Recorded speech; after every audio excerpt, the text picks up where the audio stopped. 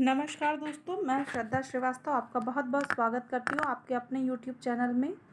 तो कल की तरह आज भी हम लोग 30 प्रश्नों के अति महत्वपूर्ण जो 30 प्रश्न हैं मनोविज्ञान के, उन प्रश्नों की श्रृंखला लेके आपके लिए प्रस्तुत हुए हैं जो रीट, सीटेट, यूपीटेट जैसे एग्ज़ाम्स के लिए बहुत महत्वपूर्ण हैं। या तो ये प्रश्न आए हुए हैं किसी एग्ज़ाम में या ये आने की संभावना है।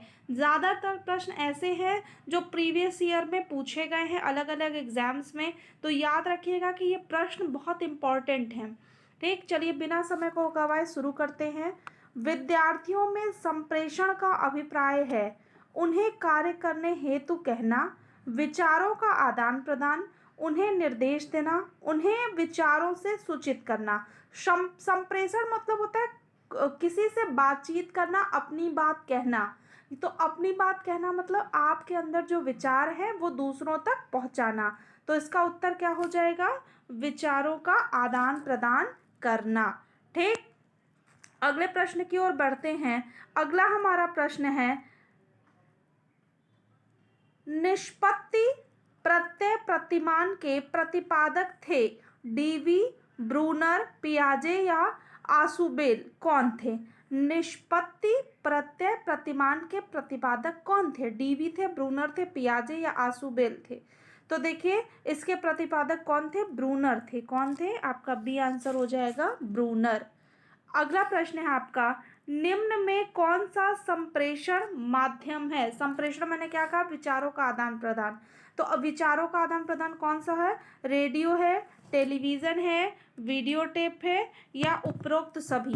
तो इन तीनों से ही आपका क्या होता है? विचारों का आदान प्रदान होता है। मतलब रेडियो से भी आप अपने विचार सुनते हैं या दूसरों के विचार सुनते हैं।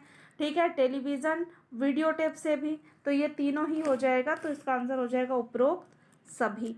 अगला आपका प्रश्न है, सहयोगात्मक अधिगम आयोजित किया जाता है। कब आयोजित किया जाता है? कक्षा कक्ष परिस्थिति में, कक्षा कक्ष से बाहर परिस्थिति में, ए एवं बी दोनों, उपरोक्त में से कोई नहीं। तो क्या हो जाएगा इसका उत्तर? सहयोगात्मक अधिगम मतलब एक दूसरे से, अधिगम का क्या मतलब होता है? सीखना, लर्निंग। ठीक, तो लर्निंग कब कर सकते हैं आप? क्लासरूम में भी कर सकते हो और क्लासरूम के बाहर भी कर सकते हैं। तो इसका आंसर क्या हो जाएगा? ए एवं बी दोनों। अगर प्रश्न को 1 से 2 बार पढ़ा जाए तो उत्तर अपने आप समझ में आने लगता है। तो थोड़ा कोशिश किया करिए कि प्रश्नों के एक एक शब्द को तोड़ के समझने की। ठीक है, और इस तरह के प्रश्नों को जानने के लिए या इस तरह के प्रश्नों के प्रैक्टिस के लिए हमारे चैनल को लाइक करें, सब्सक्राइब करें और बेल आइकन ज़रूर दबाएं ताकि आपको हर वीडियो की नोटिफिकेशन मिलती रहे। देखिए इस तरह के प्रश्नों की श्रृंखला तो आती ही रहेगी अलग अलग विषय की, साथ साथ आपको कंटेंट भी प्रोवाइड किया जाएगा प्रॉपरली अलग अलग टॉपिक पे। चलिए अगला प्रश्न आपका है, निम्न में संज्ञानात्मक विकास की कौन सी अवस्था का वर्णन ब्रूनर द्वारा नहीं किया गया? निम्न में से संज्ञानात्मक विकास की कौन सी अवस्था का वर्णन ब्रूनर द्वारा नहीं किया गया है? क्रियात्मक प्रतिनिधान, प्रतिमा प्रतिनिधान, इंद्रिय गतिकार, प्रतीकात्मक प्रतिनिधान। तो जो इंद्रिय प्रतिकाल है ना, इंद्रिय गतिकाल, उसका नहीं किया गया है ब्रूनर द्वारा। ठीक, अगला है आपका प्रश्न, छद्म परिपक्वता का काल होता है। छद्म परिपक्वता काल होता है कौन सा? किशोरावस्था होता है आपका, या फिर शैशवावस्था होता है, या फिर पूर्व बाल्यावस्था या उत्तर बाल्यावस्था होता है? कौन सा होता है? तो ये याद रखिएगा, छद्म परिपक्वता यानी पूर्व बाल्यावस्था होता है।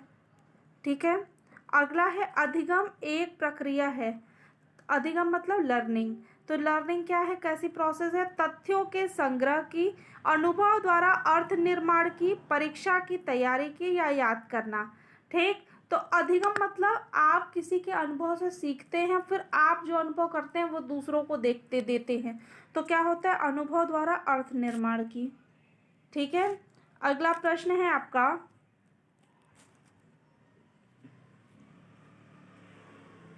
अगला आपका प्रश्न है, मानव विकास होता है, क्रमिक होता है, निरंतर होता है, व्यक्तिगत होता है, उपरोक्त सभी होता है? तो विकास क्या होता है, क्रमिक भी होता है, निरंतर भी होता है, व्यक्तिगत भी होता है और सामूहिक भी होता है। तो चारों हो जाएगा। ठीक है। फिर है बुद्धि लब्धि IQ का समीकरण किसने विकसित किया था। ठीक है, बुद्धि लब्धि का समीकरण किसने विकसित किया था, स्टर्न ने, बिने ने, टर्मन ने या स्पीयरमैन ने। तो बिने टर्मन का नाम सुने होंगे, लेकिन जो है कि टर्मन ने IQ का समीकरण बनाया था। निम्न में कौन सा किशोरावस्था के लक्षण नहीं है, तीव्र शारीरिक विकास, विपरीत लिंग में अधिक रुचि, स्पष्ट एवं स्थायी आत्म प्रत्यय, अधिक संवेदनशील प्रकृति। तो किशोरावस्था में स्थायी कुछ नहीं रहता है, तो जहाँ स्थायी आ गया वहीं मान लीजिए कि वही हो जाएगा, स्पष्ट और स्थायी आत्म प्रत्यय। कोहलबर्ग के नैतिक सिद्धांत के अंतर्गत निम्न में कौन सी अवस्था नहीं है। ठीक, प्राक रूढ़िगत, पूर्व रूढ़िगत, रूढ़िगत, पश्च रूढ़िगत। तो कौन सी नहीं है कोहलबर्ग के सिद्धांत में। देखिए, कोहलबर्ग के सिद्धांत में पूर्व संक्रियात्मक अवस्था नहीं है। ठीक है। किशोरावस्था तूफान और तनाव की अवस्था है, किसने कहा है, स्टेनली हॉल, एलिजाबेथ हरलॉक, पियाजे, फ्राइड। बहुत बार आया हुआ प्रश्न है। ठीक है, किसने कहा है आप बता दीजिए, स्टेनली हॉल ने कहा है। ठीक, हॉल नहीं, किशोरावस्था का, स्टेनली हॉल को ही किशोरावस्था का जनक भी कहा जाता है, क्योंकि उन्होंने एडोलसेंस नाम की एक बुक लिखी थी, उसमें किशोरावस्था के जितने लक्षण होते हैं सबको बताया था। प्रेक्षा अधिगम किसके विकास में सहायक है, कल्पना, सृजनात्मकता, संज्ञानात्मक कौशल, स्मृति। तो प्रेक्षा अधिगम किसके विकास में सहायक है, प्रेक्षा अधिगम सहायक है संज्ञानात्मक कौशल के लिए। ठीक, अगला प्रश्न है, निम्न में से कौन सी प्रतिरक्षा प्रणाली नहीं है, साहचर्य, प्रतिगमन, प्रतिकरण, उत्तारीकरण। कौन सी नहीं है प्रतिरक्षा प्रणाली, तो कौन सी नहीं है, साहचर्य नहीं है प्रतिरक्षा प्रणाली। फिर एक, निम्न में किसने समायोजन के सिद्धांत का प्रतिपादन किया था, नहीं किया था। समायोजन के सिद्धांत का प्रतिपादन किसने नहीं किया था, फ्रायड, वाटसन, लॉजारस, कार्लजूर। किसने नहीं किया था, तो आप बताइए किसने नहीं किया था, वाटसन ने नहीं किया था। ठीक, अब अगले प्रश्न की ओर बढ़ते हैं। आपका अगला प्रश्न है, बालक का मानसिक स्वास्थ्य निर्भर करता है, निर्भर लिखा है लेकिन निर्भर होता है, निर्भर करता है, किस पर निर्भर करता है। देखिए, प्रिंट मिस्टेक है, इसको आप जरा भी टाइपिंग मिस्टेक हो गई, इसलिए इसको इग्नोर करिएगा, निर्भर होगा। ठीक है, निर्भर लिखा है।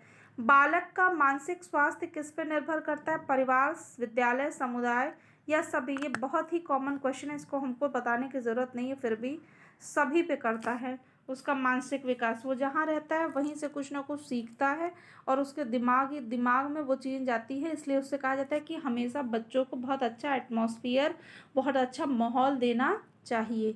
अगला प्रश्न है आपका, निम्न में से कौन सा डेनियल गोलमैन द्वारा प्रतिपादित संवेगात्मक बुद्धि का आयाम नहीं है। ठीक, कौन सा नहीं है, स्व जागरूकता, स्व सामर्थ्य, स्व प्रबंधन या सामाजिक कौशल। तो कौन सा नहीं है, स्व सामर्थ्य नहीं है। ठीक है। फिर है, व्यावसायिक निर्देशन में बल देना चाहिए, किस पे बल देना चाहिए, नौकरी दिलाने पे, सेवार्थी की उचित नौकरी ढूंढने में सहायता करने पे, शिक्षा व्यवस्था को वृत्ति उन्मुख बनाने में, सेवार्थी को उचित वृत्ति चयन में सहायता करने पे।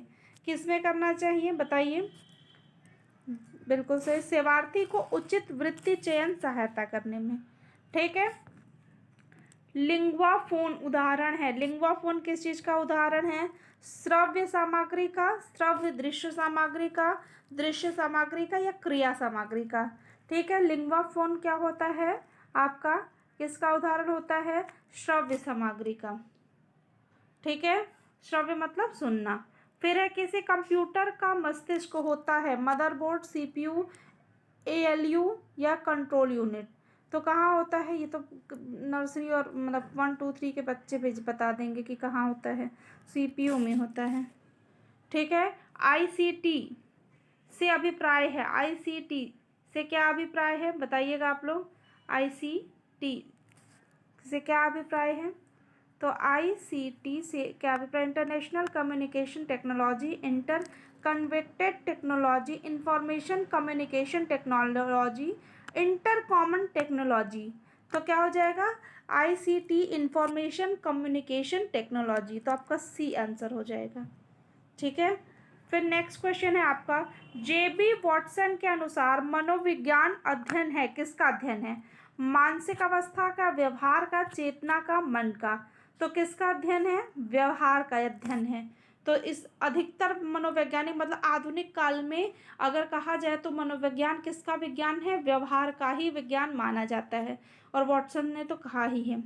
ठीक। प्रथम मनोवैज्ञानिक प्रयोगशाला कहाँ स्थापित हुई थी? Berlin, Boston, Frankfurt, Leipzig. कहाँ स्थापित हुई थी?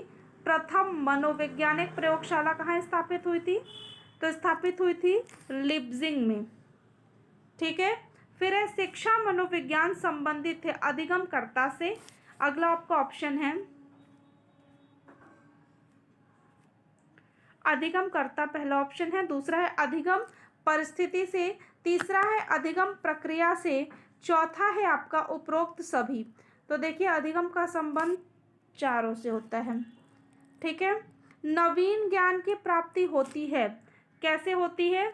रटने से होती है, ज्ञान हस्तांतरण से होती है, नवीन अनुभव के अर्थ को खोजने से होती है, या फिर उपरोक्त में से कोई नहीं। तो किससे होती है नवीन ज्ञान की प्राप्ति? नवीन अनुभव और अर्थ को खोजने से होती है। आप जितनी नई चीज़ें सीखेंगे, खोजेंगे, उतना आपका ज्ञान नए ढंग से बढ़ता जाएगा। पुनर्बलन का सिद्धांत संबंधित है किससे? पावलाव, स्किनर, कोहलबर्ग या थॉर्नडाइक से। पुनर्बलन किससे संबंधित है? आपका स्किनर से। ठीक है। फिर अंतर्दृष्टि अधिगम परिणाम है किसका? उद्दीपन का, अनुक्रिया का, गेस्टाल्ट प्रत्यक्षीकरण का, उद्दीपन सामान्यीकरण का। ठीक है। आपको पता है ना गेस्टाल्ट जो है वादी सिद्धांत है, अंतर्दृष्टि अधिगम। फिर है आपका निम्नलिखित में कौन सा जोड़ा सही नहीं है? दीवा स्वप्न, गिजूभाई, बड़े भाई साहब प्रेमचंद, एक स्कूल का बयान मॉन्टेसरी, तोता, रविन्द्रनाथ टैगोर। तो कौन सा नहीं सही है? ये मॉन्टेसरी वाला गलत है, एक स्कूल का बयान मॉन्टेसरी। ठीक। अगला आपका है दिव्यांग विद्यार्थी जो देख नहीं सकते उनकी शिक्षा के लिए निम्नलिखित में कौन सी सामग्री उपयुक्त होगी? ब्रेल लिपि में लिखी पठन सामग्री, ICT audio material, 3D model, उपर्युक्त सभी। तो कौन सी आपकी होगी? सभी सामग्री। ठीक। ब्रेल लिपि से कंफ्यूज मत होइएगा कि पहला ब्रेल लिपि तो उसी पर टिक कर दें। बाकी तीनों भी टीचिंग एड्स के रूप में पढ़ाए जाते हैं, बताए जाते हैं। उनको ब्रेल लिपि क्या है? जिससे वो लिखते हैं, समझते हैं, पढ़ते हैं। ठीक है।